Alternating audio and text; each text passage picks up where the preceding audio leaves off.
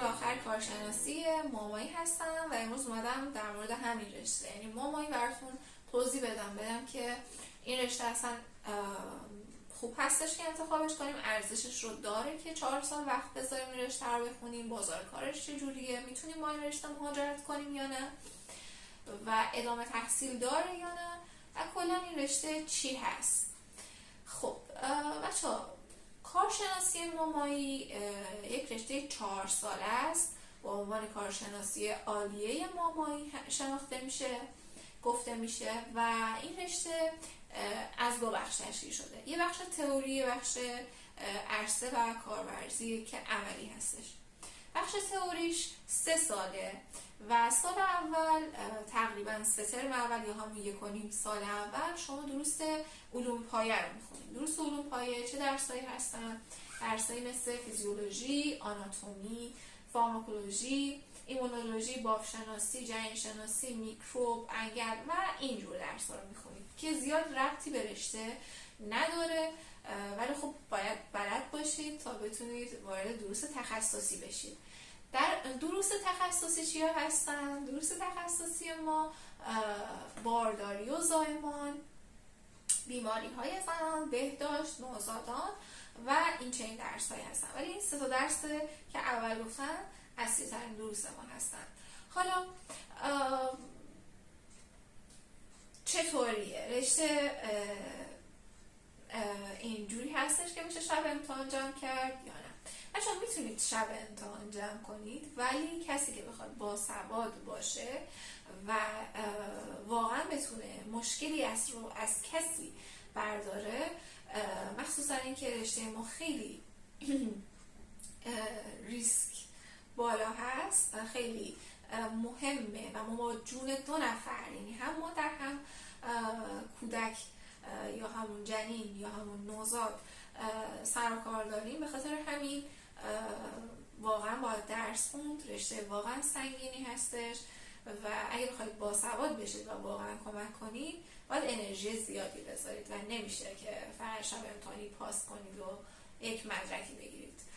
حالا این رشته بخوام کلیتش رو توضیح بدم، اینکه کار ما چیه و چرا میگم رشته سنگینیه، اینجا خودشون نشون میده که از تعریف خود کلمه ماما توی زبان انگلیسی میشه میدوایف یعنی همراه زن. و همراه زن یعنی چی؟ این رشته از زمان بدو تولد، یعنی از زمانی که یک نطفه تشکیل میشه تا زمانی که یک خانم به سن کهنسالی خودش میرسه، تمام تغییر و تحولات، تمام اون مشکلاتی که و مشکلات در واقع زنانه‌ای که برای اون خانم پیش میاد رو خط اول درمانیش و کمکش که ماما هستش. بخاطر این خیلی خیلی رشته مباحث گسترده‌ای داره، بخاطر این رشته سنگینی میشه و مسئولیت ما زیاد هستش. حالا اینا مثلا چه چیزایی میتونه باشه؟ میتونه مشاوره قبل ازدواج باشه، مشاوره قبل بارداری، مشاوره حین بارداری، مشاوره های تربیت جنسی کودک باشه، میتونه مشاوره بلوغ باشه، میتونه کمک هایی باشه که در کمک ها و مشاوره هایی باشه که توی یائستگی میتونه اتفاق بیفته. همه اینها و درمان این سری از مشکلات زنان، بیماری های زنان، همه اینها وظایفی هستش که یک ماما بر عهده داره. پس اصلا رشته محدودی نیست، ولی رشته خیلی خیلی گسترده است با مطالب خیلی خیلی گسترده تر. این از تعریف رشته. چیز دیگه که وجود داره در مورد ادامه تحصیلش هستش. ادامه تحصیل رشته امکان پذیره. ادامه تحصیل رشته توی مقطع ارشد و دکترا هر دوتاش توی ایران امکان پذیر هستش، وجود داره.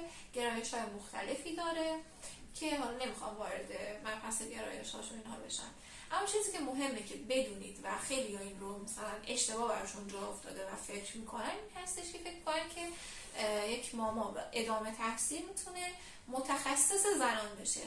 نه، اصلا چنین چیزی نیست. یک ماما نمیتونه متخصص زنان بشه مگه اینکه بره دوباره پزشکی بخونه طرح بگذرونه و آزمون تخصص بده و متخصص زنان بشه. پس متخصص زنان کسی هستش که پزشکی خونده اولا، طرحش رو رفته و بعدش هم آزمون تخصص داده و جراحی زنان قبول شده، تخصص جراحی زنان قبول شده. حالا این دو تا رشته چه فرقی با هم میکنن؟ ماما با متخصص زنان چه فرق میکنن؟ خط اول درمانی بچه‌ها ماما هستش و برای مشکلات پیشرفته تر و کارهای تهاجمی تر، درمانهای تهاجمی تر، متخصص زنان هستش که ورود میکنه. یعنی مثلا کارهای مثل جراحی های مختلفی که برای زنان اتفاق میفته، حالا مثلا شاید بدونید پرولاپس ها یا اصلا همین سزارین که وجود داره، زایمان سزارین که انجام میشه توسط متخصص زنان انجام میشه، جراح زنان انجام میشه. این دوتا کاملا از هم جدا هستن، کاملا دو رشته جدا از هم هستن. حالا این از این میرسیم به بحث شیرین بازار کارش.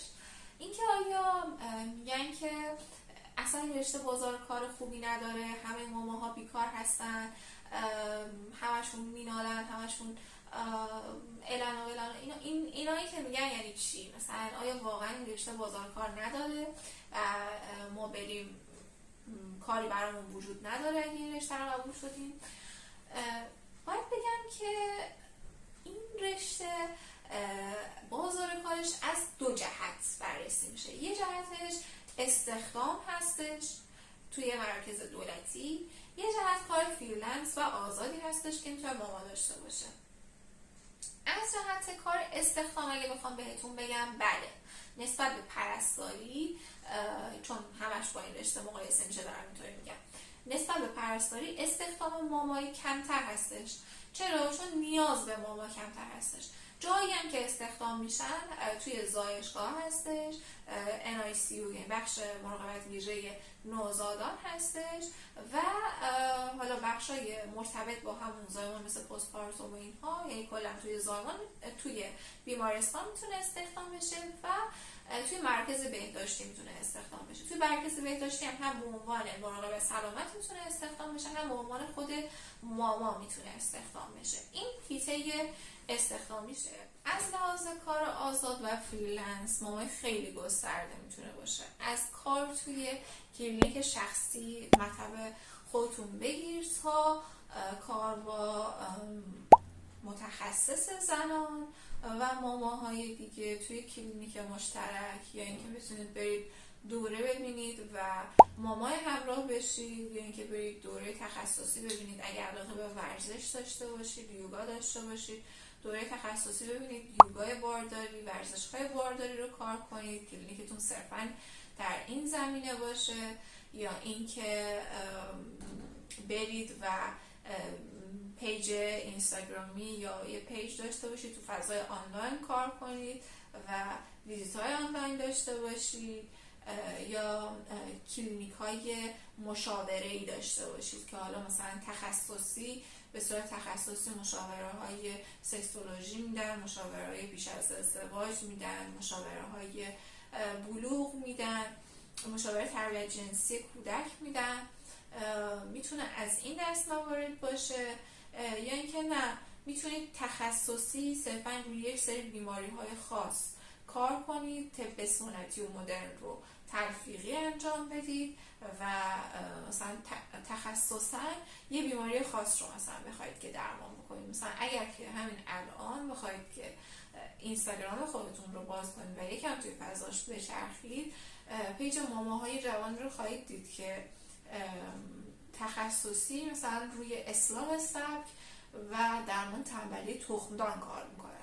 میتونید روی این موضوع کار کنید یا هزار تا موضوع دیگه. مثلا میتونید روی درمان تخصصی واژینیسموس کار کنید، میتونید روی تنجنسیت جنین کار کنید، میتونید روی نازایی کار کنید، البته مثلا قسمتی که مربوط به ماماها بشه، و کلی از چیزهایی که هر کدوم از بیماری هایی که مشکلاتی که کلا در موردش تو طول تحصیل میخونید، میتونید هر کدوم از اونها رو تبدیل کنید به یک موضوع تخصصی و صرفا روی اون کار کنید.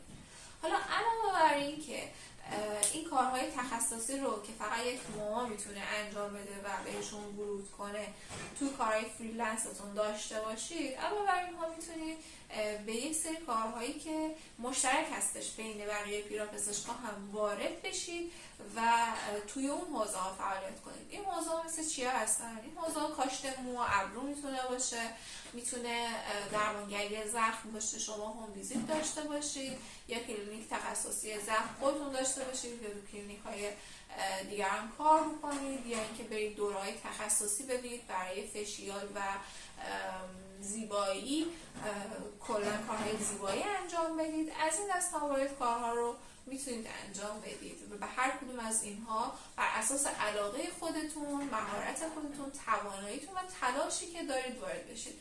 پس این که میگن کار نیست و ماماها همشون بیکار هستن و اینها چیز اشتباهیه. آره، کسی که بخواد صرفاً وارد کار دولتی بشه، آره کار محدود تر هستش، ولی کسی که بخواد واقعا کار بکنه، باسواد باشه و مهارت داشته باشه، هیچ وقت براش کمبود کار وجود نداره.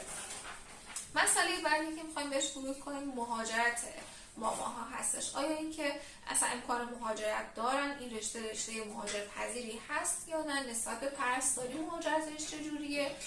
و اصلا همه کشورها عنوان شغلی ماما یا میدوایف رو در خودشون دارن یا نه؟ باید بگم که متاسفانه همه کشورها عنوان شغلی ماما رو ندارن و توی همه کشورها من جمله کشور آمریکا چیزی به عنوان میدوایف یا ماما تعریف شده نیست و شما نمیتونید به اونجا مهاجرت کاری داشته باشید. اما خب خیلی از کشورهای دیگه هستن مثل امارات، کشورهای عربی، مثل کشورهای اسکاندیناوی، سوئیس، ایتالیا، فرانسه یا کشوری مثل انگلستان. اینا هستن که میتونید بهشون مهاجرت کاری یا تحصیلی داشته باشید، به عنوان ماما مهاجرت تحصیلی داشته باشید. در کل هم باید بدونید که مهاجرت کاری ماماها نسبت به مهاجرت کاری پرستارها ضعیفتر هستش، به خاطر همون علتی که اول گفتم، چون همه کشورها توشون ماما یا میدوایف تعریف شده نیست و کلا هم نیاز به ماما نسبت به نیاز به پرستار کمتر هستش. از این جهت وجود داره. و چیز دیگه که هستش اینه که در کل رشته‌ای هستش که شما بتونید باهاش مهاجرت کنید، ولی این رو باید مد نظر قرار بدید که کلاً مهاجرت کاری کادر درمان نسبت به مهاجرت کاری بقیه رشته ها سخت‌تر هستش. این رو هم باید بدونید و این ها بود اطلاعاتی که من داشتم براتون و امیدوارم که مورد استفادهتون قرار بگیره و بتونید یک انتخاب رشته درستی داشته باشید و امیدوارم که اگر که وارد این رشته بشید با عشق و علاقه باشه و موفق باشید. خدا نگهدار.